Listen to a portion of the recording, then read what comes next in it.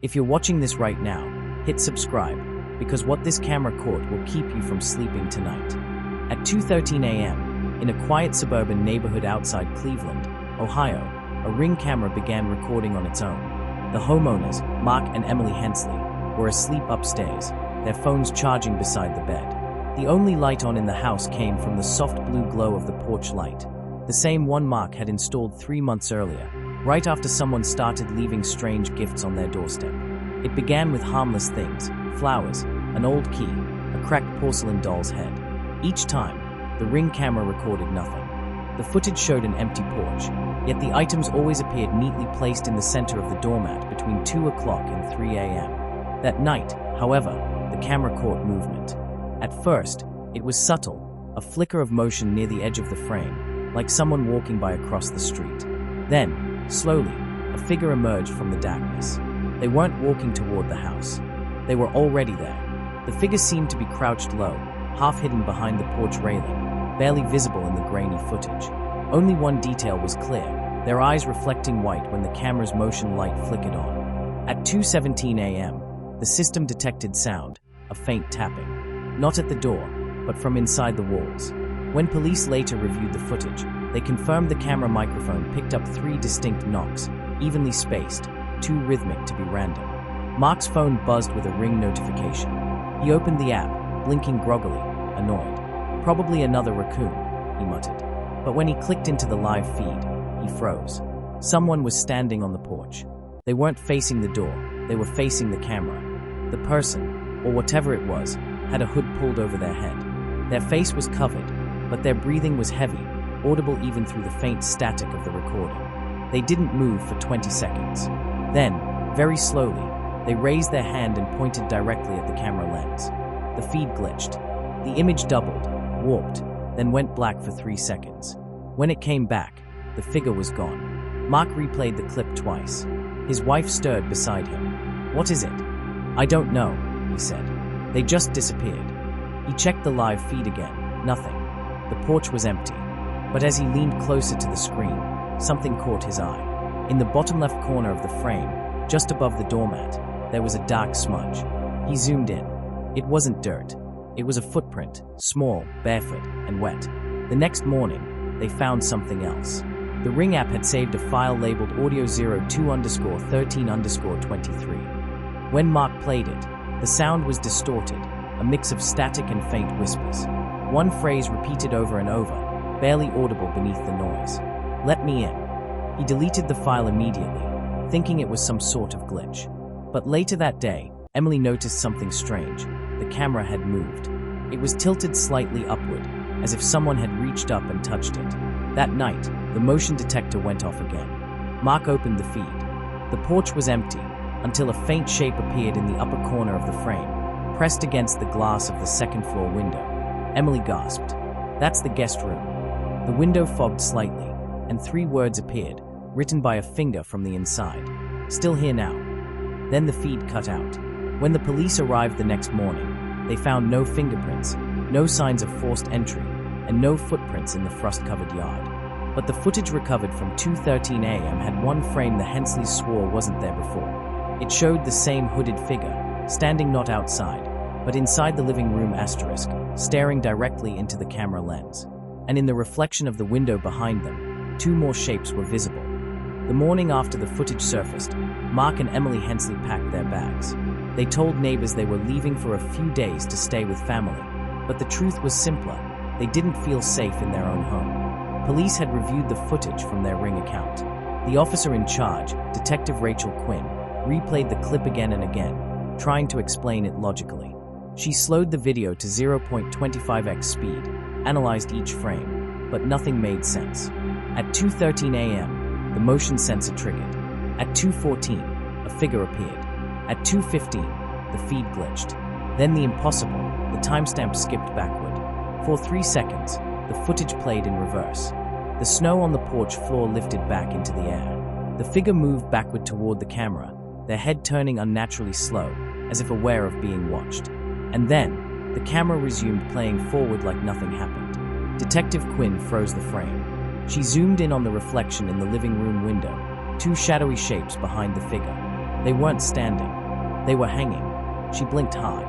When she zoomed out again, the shapes were gone. She replayed the file 3 times, but the reflection didn't return. By that evening, the story spread across local news and Reddit threads. Users debated whether it was a hoax, a hacker, or a viral marketing stunt. The Ring company released a short statement claiming the footage showed signs of digital tampering. But later that night, other users started reporting the same glitch. One woman in Michigan posted a screenshot of her own Ring feed, a dark figure standing motionless in front of her door, with the exact same timestamp, 2:13 a.m. Another man in Utah claimed his Ring app opened by itself and replayed the Hensleys' footage unprompted. By midnight, dozens of people across different time zones said their Ring notifications kept going off, but when they opened the live view, it only showed static and faint whispers. Back at the Hensleys' house, the couple's brother, Nathan, returned to grab the rest of their belongings. The police had already cleared the property. The electricity was off, the doors locked, and the Ring camera unplugged. Or at least, it was supposed to be. When Nathan entered, the small blue light on the camera glowed faintly. It was recording. He frowned and walked closer. The light flickered, and the camera turned slightly toward him, motor whirring softly. He froze. The power was cut. He lifted his phone and checked the Ring app. His own account, not Mark's. The feed loaded instantly. The app wasn't asking for a password. The live view came online. It was showing him, in real time. He waved his hand to test it. The delay was instant. But then the feed glitched. The screen showed him standing there, and behind him, at the edge of the frame, something was visible in the hallway. A person-shaped blur. Nathan spun around. No one there. The sound from the camera speaker came next, faint static, followed by a voice. A whisper that wasn't his. "You shouldn't have come back." He dropped his phone. The feed on the screen tilted sideways, showing the floor. For 3 seconds, there was silence. Then a sudden thump. When police arrived after a neighbor reported screams, they found Nathan's phone still recording. The Ring app showed the video file had uploaded to the cloud at exactly 2:13 a.m. Inside the house, everything looked untouched, except for the camera. It had moved again, this time facing the staircase. Detective Quinn replayed Nathan's final clip. The camera's perspective shifted upward, catching a shadow moving across the ceiling. But this time, it wasn't just a blur. It was a face. Pale. Upside down. The file ended with a voice saying, "Now we see you." And the blue light turned off by itself. That was the last footage the police ever recovered from the Hensley home. But 2 days later, a new account appeared online, an unverified channel that uploaded the exact video at 3 a.m. with the caption, "Recorded live, do not watch after midnight." No one knows who posted it, but every viewer who watched till the end reported the same thing. Their own doorbell cameras pinged at 2:13 a.m. 3 days after the last video leaked, Detective Rachel Quinn sat in her car outside the Hensley house. The entire block was quiet, the kind of silence that buzzed in your ears after a storm. The house stood dark and empty, the Ring camera still mounted above the door, lens cracked but faintly glowing blue even though the power had been cut for days. She hadn't told the department she was here. She couldn't sleep since she watched the footage. Every night at 2:13 a.m., her phone lit up with a Ring notification from a camera she didn't own. When she opened it, it only showed static and faint whispers that sometimes sounded like her own name. Tonight, she decided to end it. Rachel stepped out of the car, flashlight in hand, the cold air biting her skin. Frost clung to the lawn like dust. The porch creaked under her boots. She aimed her light at the door and saw it, a small wet handprint right beside the handle, about the size of a child's. She unlocked the door and stepped inside. The air was heavy and stale, smelling faintly of burnt wiring and something metallic.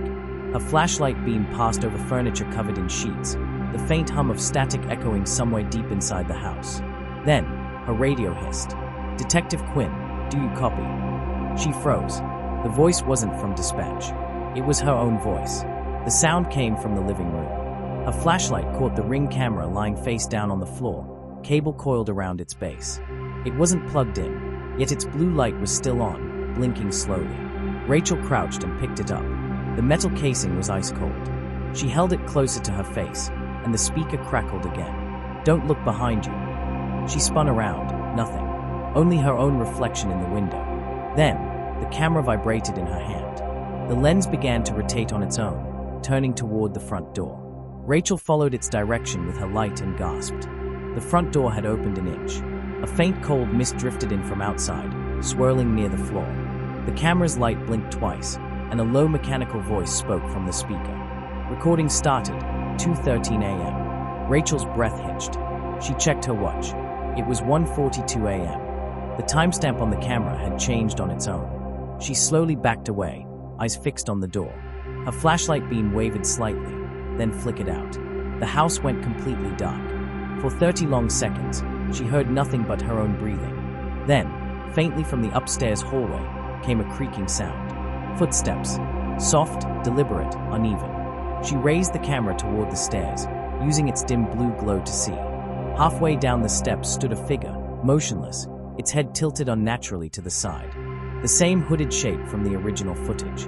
Rachel whispered, "Who are you?" The figure didn't move, but the voice that answered came from behind her. "We're the ones watching." The camera in her hand beeped twice. Its lens zoomed in automatically, focusing not on the stairs but on the window reflection beside her. There, she saw herself, standing still.